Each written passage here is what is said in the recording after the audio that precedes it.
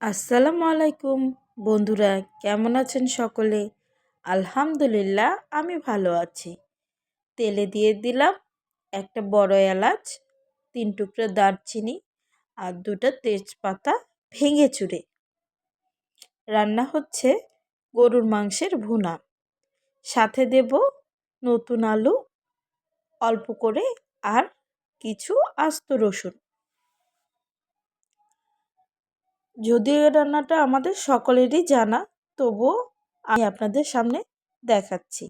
যেহেতু হাঁড়ির খবর সবটাই আপনাদের জানা, তাই আপনাদের আরেকটু জানানোর চেষ্টা করছি।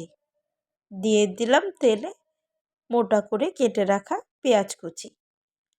পেঁয়াজগুলো আমি স্বাভাবিকভাবে কেটে নিয়েছি, খুব বেশি পাতলা করিনি।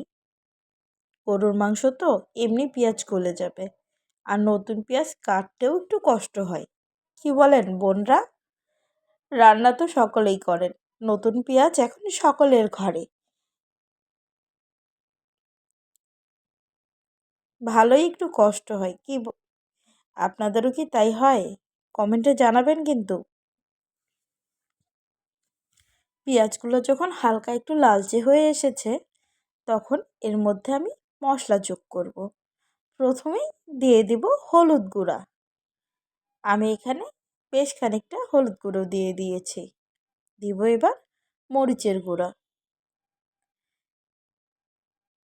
ঝাল না হলে তো ভালোই লাগে না, তাই অনেকটা মরিচের গুঁড়াও ব্যবহার করেছি।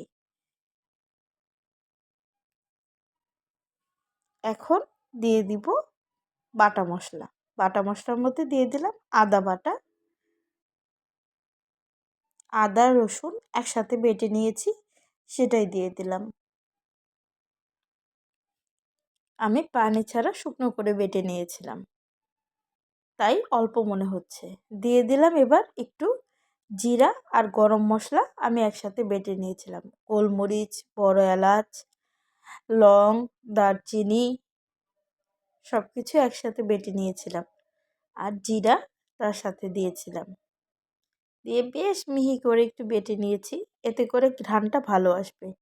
বর্তমানে মশলার ঘ্রাণ তেমন একটা পাওয়া যায় না, তাই আর কি বাটা মশলাটাই ব্যবহার করি। দিয়ে দিলাম এবার পরিমাণ মতো লবণ। আদা রসুনটা ছিটকাচ্ছিল, তাই লবণটা দিয়ে দিলাম। নাড়াচাড়া একটু সুবিধা হবে। এ পর্যন্ত যদি রান্নাটা দেখে থাকেন, প্লিজ তবে একটা সাবস্ক্রাইব করে যাবেন, আপনাদের কাছে অনুরোধ রইল। দিয়ে দিচ্ছি এবার ধুয়ে কুটে বাছে রাখা মাংসগুলো। মাংসগুলো দিয়ে এখন ভালোভাবে আমি মিশিয়ে নিচ্ছি মশলার সাথে। এখন মাংস থেকে পর্যাপ্ত পরিমাণে পানি উঠবে, তাই নাড়াচাড়া করার তেমন একটা প্রয়োজন নেই। উপর থেকে সামান্য কয়টা টমেটো কুচি দিয়ে দিলাম। আমি আগে জানতাম না টমেটো কুচি দিলে মাংসের স্বাদ বেড়ে যায়, তবে নতুন করে আপনাদের কাছ থেকে শিখে তাই মাংসে একটু টমেটো কুচি যোগ করার কথা চিন্তা করেছি। আমি এখানে মিডিয়াম সাইজের একটা টমেটো কুচি করে মাংসে দিয়ে দিয়েছি।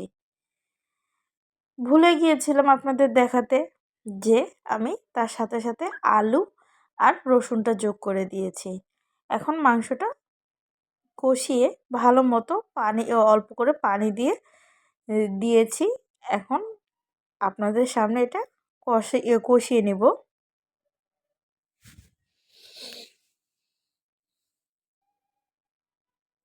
দিয়ে দিলাম ধনিয়ার গুঁড়া। মাংসের প্রাণ বলা হয় ধনিয়ার গুঁড়াকে, গরুর মাংসের।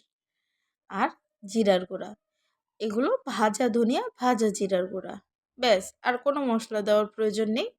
এখন শুধু কষানোর পালা। মশলাটা দেওয়ার পরে মাংসটা ভালো মতো কষিয়ে নিতে হবে। নতুন আলু আর গরুর মাংসের এই কমিউনিকেশনটা কার কার পছন্দ হয় অবশ্যই কমেন্টে জানাবেন। আমার কিন্তু খুব পছন্দ। আশা করি আপনাদেরও ভালো লাগবে। এখন আর কিছু তেমন করার নেই, আর শুধু ঝোলটা টেনে আসার পালা।